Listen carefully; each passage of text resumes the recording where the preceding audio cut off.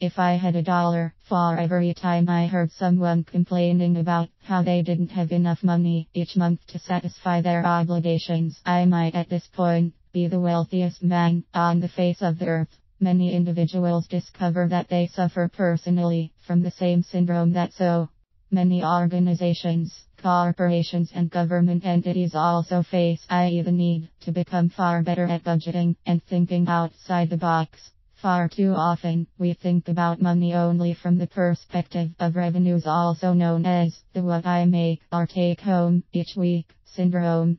In fact, while earnings are an essential component in any financial planning, the reality is that the bottom line is what counts the most. In other words, how you are doing after you subtract expenses from income. While there are many steps that can be taken to improve the revenues side of the equation, this article will be dedicated to basic strategies that nearly every individual feeling frustrated by his personal financial picture can adopt, yet very few actually do. 1. Differentiate between essential mandatory and inessential costs, and address/reduce the inessential ones. So like millions of others, you find it challenging nearly every month to pay your bills, not to mention put anything aside for contingencies, etc. You seek a panacea or simple solution when you probably should adopt the how do you eat the elephant philosophy. The answer is simply one bite at a time. The reality is that it is often extremely challenging to make major reductions, so you must reduce a number of items in a cost savings manner. Optimally, you can do so without making major sacrifices, because few will use any approach if it hurts too much. 2. Here are a few examples where you might save some real money. A. Bring your lunch, snacks, and coffee from home. Studies show that the average individual would save more than $0 per month simply by doing this. B. Change brands, or in other words, comparison shop. Don't automatically assume that a larger size, a coupon, etc. saves money. Rather look at the unit price, but start slowly, so that you continue to only purchase both what you need as well as what you want.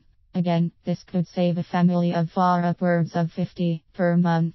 C. Pay off your credit cards with the highest interest rates first, and put your cards away for a while and only buy with cash, so you can reduce your ongoing expenses. Not only will save money, but create the basis for ongoing savings. D. Combine errands, so that you save on your fuel expenses. If this only saves you 3 gallons of gas per week, it's still about $0 per month savings. E. Lower/raise your thermostat. Depending on where you live, many people will save over $100 per month doing this. F. If you're a smoker and can't or won't quit, consider e-cigarettes as an alternative. This could result in over $100 per month savings, even for a somewhat moderate smoker. G. See if you can get any extra hours an hour earlier or later to enhance your income.